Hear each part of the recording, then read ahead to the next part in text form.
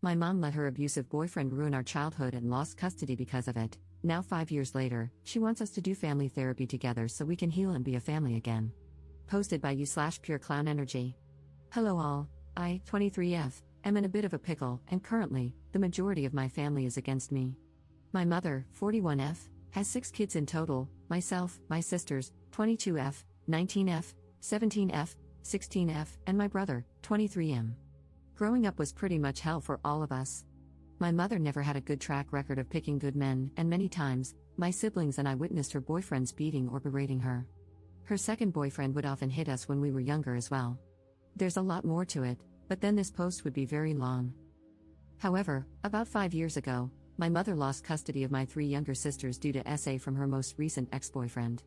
We didn't want our sisters in foster care, so my brother and I begged our grandmother to take them in until we could come up with a plan or take custody ourselves. Dramatic, I know, but in my eyes, it has always been my siblings and me against the world.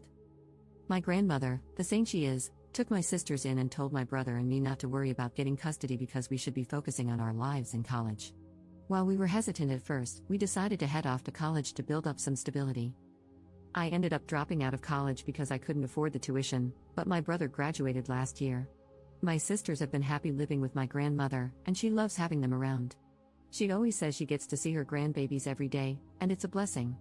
They are comfortable living with her, and my grandmother has no plans to stop caring for them. Now, back to my mom. When she lost custody, my siblings, my grandmother, and I all went no contact with her. About 2 months ago, my mother emailed me, saying she wanted to reconnect and do family therapy.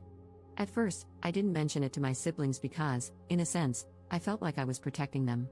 However, she sent me a second email the following month, explaining that she had broken up with her boyfriend and really missed us. She wanted to do family therapy because she had a lot of built-up pain, and she knew we probably did as well. I talked to my grandmother about it, and she told me I should ask my siblings and let it be their choice. When I spoke to my siblings, the youngest ones were on board because they missed our mom. However, my other siblings and I were hesitant. But for the sake of my younger siblings, I responded to my mom, and we set up a time to meet. About 3 weeks ago, we met at a restaurant. My mother looked exhausted but eager to see us. I declined a hug because I wasn't comfortable with it, and my mother looked pissed. As we caught up, she asked if my younger siblings would consider coming back home and if she could regain custody. My younger siblings seemed unsure, and I could tell they were uncomfortable. I tried to change the subject, but my mom brought it back up. She kept talking about how we could be a family again now that we were older and how she wanted to rebuild what was broken. The rest of the meeting became a blur for me because I mentally checked out. A lot of buried emotions resurfaced, and I shut down. Later that night, I received an email from my mom saying she was really upset that I didn't hug her or say goodbye. She said it was giving a bad impression to my younger siblings and that they might start mistreating her as well. I'm not going to lie, that email filled me with anger because she had a lot of audacity. I didn't respond, but I soon received another email, which was just a confirmation for our first family therapy session. We had the session yesterday. It started with the usual introductory process and familiarization. Later in the session, my mom kept going on about how she did everything she could to protect us, etc. The silence from my siblings and me was loud, and the therapist asked how we felt about what she said. My other siblings stayed quiet. I wasn't planning on speaking either, but then my mom said something that made me snap. She told the therapist that I had told my siblings not to say anything because I wanted to turn them against her and that she had scheduled this session to bring us together, not tear us apart. At that moment, I lost it. I started screaming that she wasn't a good mother and that she did nothing to protect us.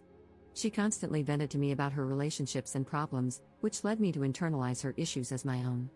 She never protected my brother when her boyfriends beat him for trying to defend her or my sisters. She never even thought to report her ex when my sisters first came to her about the abuse they suffered at his hands.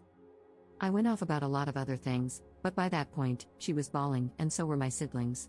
I told the therapist that if anyone was splitting the family up, it was her, with her stupidity, ignorance, and outright neglect. I was breathing heavily after my outburst, and looking back, I'm not proud of how I lost control. The therapist suggested we take a break, but I told them I was done. I refused to sit there and listen to her try to blame me for her actions and problems. The session ended quickly after that. Later that night, my phone started blowing up with calls and texts from my mother's side of the family.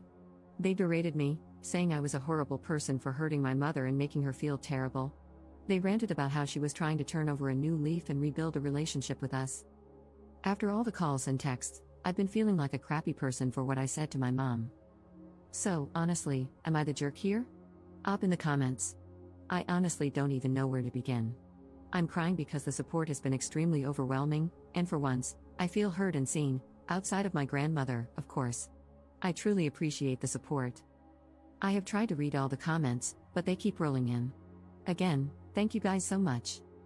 I will add some context since I didn't elaborate much before because I didn't want to type a novel and make anyone read so much. My grandmother, she is my mom's mom. She cut my mom off because my mom would constantly steal money from her or sneak boys into the house, knowing my grandmother wouldn't approve. My grandmother is an SA survivor of my grandfather, my mom's dad. She actually took him to court to get him arrested, which is why she is essentially the black sheep to the majority of our family. My grandmother explained to me when I was much older that our family has a lot of SA history involving family members. Our family is highly religious and believes that we should pray over them every day to heal them.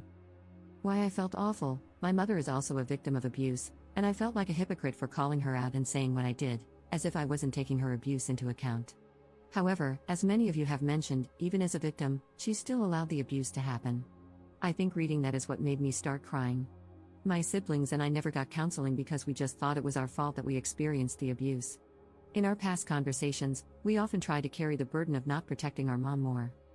My mom's side of the family, they are enablers and abusers themselves. My grandmother has countless stories about them. I feel as though a part of them wants my siblings and me to make up so we can appear to be a happy family.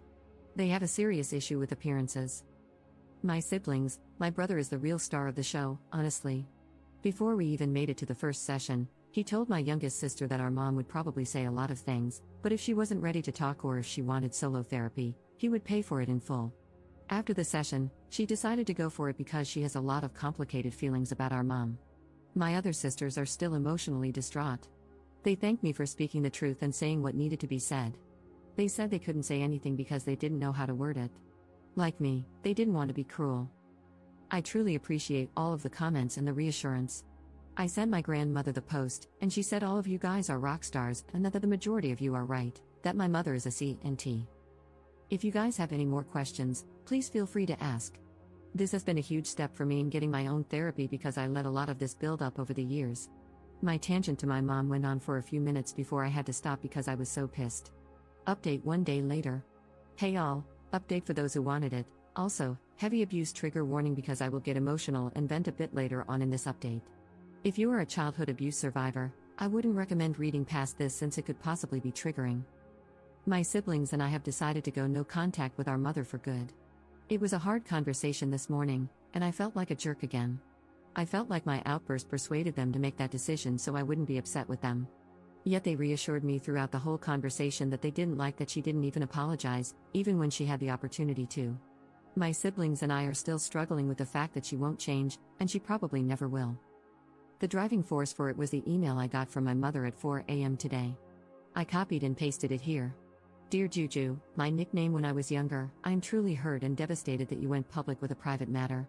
Your Auntie May showed me your Reddit post, and yet you continue to try to villainize me. I was going to explain myself further in therapy, but I'm in a new relationship now with a very loving man. He was the main one who encouraged me to extend an olive branch to you all. I was going to surprise you and your siblings in therapy.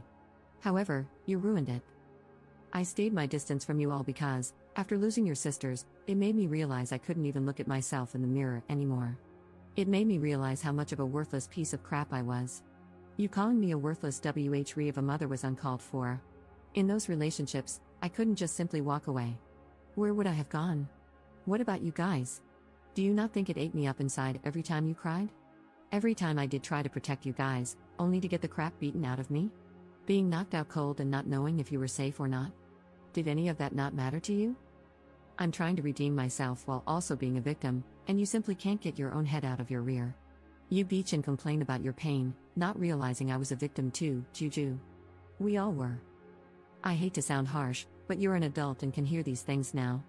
I tried my damn hardest to protect you all. For you to crap on all my effort in your rant and call me almost every name in the book in front of our therapist, your siblings, and the blatantly visible disrespect to me? All of it was truly uncalled for. I will not have contact with you until you apologize to me for what you said. You broke my heart, Juju, but Mama still loves you. And me going no contact with you is to show that you can't just hurt someone because you yourself are hurting. I will be over to see your sisters later at my mom's place to talk one-on-one with them. I would appreciate it if you were there to apologize. But if you will not, then I highly ask that you not be there. The email really crushed me. I completely understand that she was a victim as well. Like I also mentioned to a kind Redditor who messaged me last night, she did provide what she could. Yet there were many moments we either went hungry or without some necessities.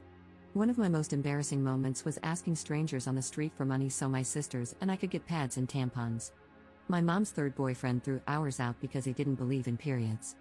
That whole ordeal, among others, was so damn humiliating.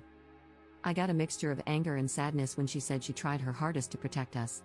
Where was that determination when her boyfriends would beat the hell out of me and my older brother because we didn't want them alone with our sisters or touching our younger sisters?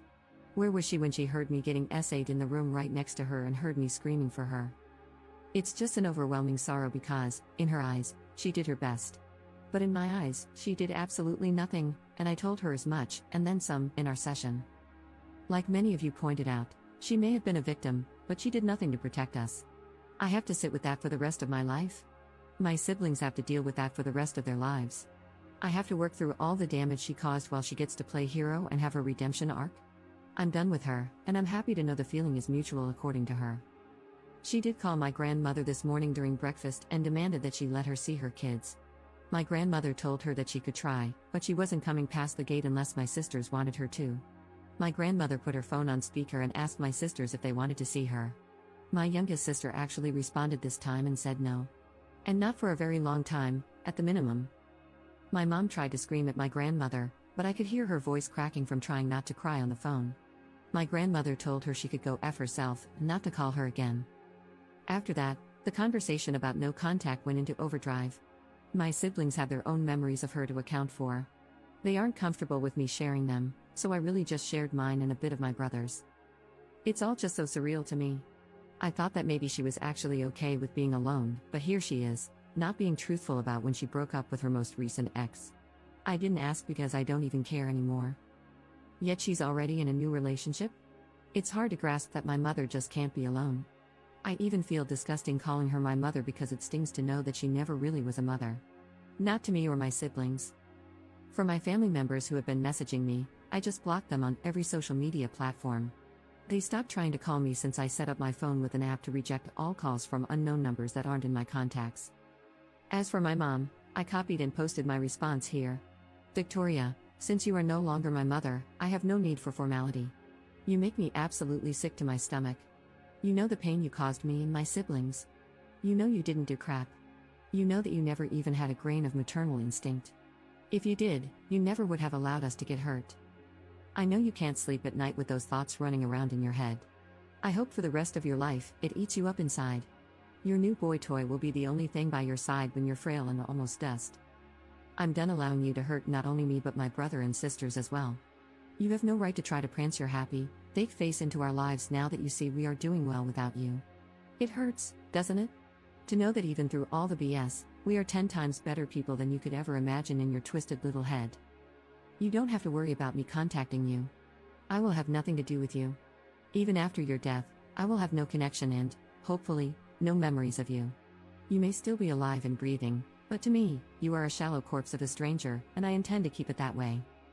You live in a fantasy world, and I hope on your deathbed, you have such a crippling feeling of regret that you croak on the spot.